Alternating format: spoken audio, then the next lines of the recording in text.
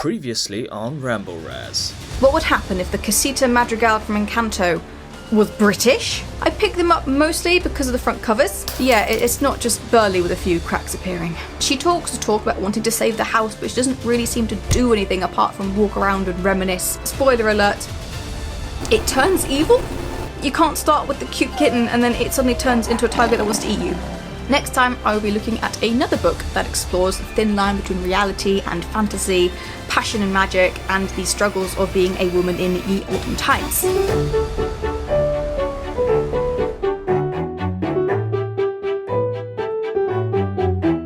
As promised, today we are looking at The Kingdom of Back by Mary Lou, and also touching on some of the themes this shares with our last book, A Treason of Thorns. The Kingdom of Back is actually a historical novel, more so than a fantasy one. It is still a fantasy, but the historical aspects are so strong that they sort of take over, but in a good way. It's not unlike Pan's Labyrinth, set so securely during the war and following issues about the war, but with this dark fairy tale element. Each world influences the other, blending the line between reality and fantasy, bleeding together into one cohesive and magical story. This book is set in the 18th century from 1759 onwards, and it follows Maria Anna Nonnell Mozart. You probably haven't heard of her, but you might have heard of her brother Wolfgang. He was quite a famous musician back in the day, and you'll occasionally hear his work on the radio. Nonnell is his older sister, a musician in her own right, and a child prodigy. But she's also a girl, and therefore, as soon as she is old enough to marry, her gift of music will be deemed unremarkable. She will be expected to marry, bear children, and be forgotten to history. But Nonnell has a different dream. She wants to be remembered. She wants to make something of herself, of her music. She wants to write. But such dreams are not fit for girls of the 18th century. Composition, after all, is a man's game. But a being from another world hears her wishes and promises to help her. And as the lines between worlds blur and the date marking the end of her musical career draws ever closer, is fame and immortality worth the cost? I absolutely loved this book. I was hooked from the first page. It is absolutely gorgeously written. The description is beautiful and poetic and sprinkled with magic. The way imagery is used, repeated, twisted throughout is just sensational. The atmosphere is lovely. The juxtaposition between the rigid, controlled world dominated by Nonnell's father and music lessons and travelling for concerts, and the fantasy world of Back, where trees grow upside down and the oceans are warm in the winter. Even the way that Nonnell travels between the worlds, stumbling from one into the other like children during the Narnia Chronicles, is whimsical and lovely and a little eerie. And the use of music, I don't think I've ever wanted to know how to play and read music more than whilst reading this book. You really understand the passion Nonnell and the author has for music whilst reading this. The way she describes how it's played, the magic in this very real and very everyday hobby, and how it is music which unlocks the other world. It's just gorgeous. I love the characters. They all feel very real, and not just because they are real. Everything in this real world is from the real world. Nonnell is real, her father is real, her mother is real. The concerts they played, the people they met, all from reality, all from history. But they feel alive on the page as well. You can see their motivations and understand their actions. The dad isn't nice, but you can appreciate why he does what he does and see the very human qualities behind this domineering figure, especially as Nonnell grows older and sees him for what he really is. Wolfgang, or Wolferl, as he is affectionately called, is really enjoyable to read. He is a few years younger than Nonnell and also sort of her rival. We all know that Wolfgang Mozart is going to get the fame and the recognition she craves, and that she will be forgotten by history whilst he is revered. How easy would it be to turn him into a sort of villain? But instead he's this childish but charming little boy, blind to his own fame in favour of idolising his sister, who instilled his love of music in the first place. The mother is also brilliant, giving us a glimpse of the power women can have, but still highlighting how insubstantial and inconsequential it is compared to the power of men in this time period. And Nonnell is an absolute delight to follow. You are pleased for her successes and empathise with her losses. You feel her emotions as acutely as she does.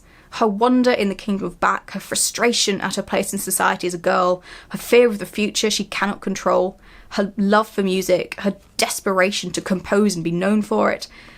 The kingdom of Back and the fairy tale elements, I can't fault them. The tasks she is set are beautifully reminiscent of folk tales. The magic is wonderfully whimsical. The way it blends with the real world and real events feeding into each other is perfect. And look, everything in this book was done fantastically. Nothing I would change. Nowhere did I err. At no point reading this did I pause and think, ooh, that was clumsy, or anything of the sort. I have no criticisms. Flawless.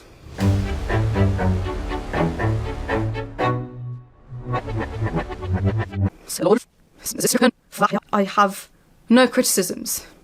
Flawless. So, why does this book do the themes of passion, magic, and feminine struggle so much better than A Treason of Thorns? In part, yes, this book has much more focus on those elements than A Treason of Thorns, which more touches on them during its more concentrated plot. Essentially, outside of that, it is down to how immersive the world is. The use of language and description. Laura Weymouth tells us the basic information we need. That it's a house, and it needs a kitchen, and there are plants growing in it, and that Violet really, really loves it. But it's all told to us in a fairly basic manner. But here, Marie Lu really shows us Nanelle's feelings and the love for her passion, music. Through the specific language of minuets and claviers and all that, through her beautiful imagery, we get true insight into her passion. And because of that, even without the fairy tale stuff, the music Nanelle plays feels more magical than the magical house. We can say the same for the portrayal of feminine struggles. Both Nanelle and Violet are coerced into marriage to an extent. They don't actually get married. The king tries to marry Violet off, but she manages to dissuade him temporarily, and Nanelle is constantly reminded that when she is of a suitable age, that is going to be her life, a wife and mother. But we feel the unfairness and the pain in Nanelle's situation more keenly because we identify with her more as a character. Again, we are told more about her, especially through her love of music and how she expresses that. We know what she wants out of life and how desperately she wants it. Her struggles with coming to terms with the impossibility of her dreams. Whereas with Violet, we know she wants to save the house, but not much else. We don't know what her hobbies are. Even if she loved gardening or something, it would have helped, but she doesn't really do anything apart from reminisce and mope.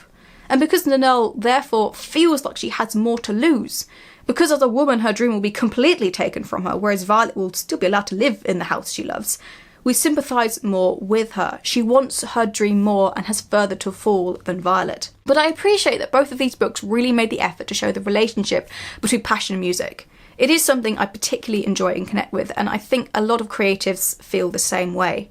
Something about the normal, the everyday, elevated by pure love for the art form is how I think most of us want to feel about our own art.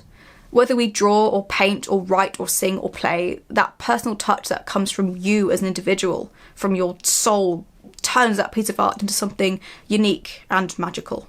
And I think that's sort of what these books are trying to capture, the essence that differentiates something done well and something done with passion. I would definitely recommend this book to everyone. It is beautifully written, a phenomenal story, and just feels important. Nanelle Mozart was in a strangely unique and yet universal situation. Someone who had real love and passion and, yes, talent, eclipsed through no fault of her own by a prodigy. Now, we're not all related to child geniuses. We're not all forced into the shadows by brothers and sisters with inherent talents that far outweigh our own. But I think we all feel at times, or maybe all the time, that we aren't good enough on our own. That there's always someone out there better, luckier, worthier than us. And it doesn't matter how hard we try or how much love or passion we have for a project, how much of our very selves we pour into our art, it will never be enough. And it's worse today than it was in Nanelle's day. We can't go online without seeing or hearing about people who have fame and fortune, perhaps in the same line of art as ourselves, and we think, they must just be better than me, or luckier than me, or worthier than me. This book is for everyone who's ever felt like that. It may not be the book you want. After all, we all know that it doesn't end with Nanelle getting the recognition she wants or deserves. The world doesn't take note of her, or celebrate her passions and talents, or even remember her. But I think her story is important. Even if this story doesn't end happily, it's cathartic. And sometimes that's enough, whether we want it to be or not. And for those out there struggling with these sorts of feelings, we are happiest when we give our passion and our art to ourselves and the people we love. It's fine to want and strive for more, but when we expend all of our energy and yearning for something that may remain just out of reach, it's easy to forget that creating art just for yourself and your loved ones is still enough, and that should be celebrated. To all those people, good luck, and well done for all you have and will achieve.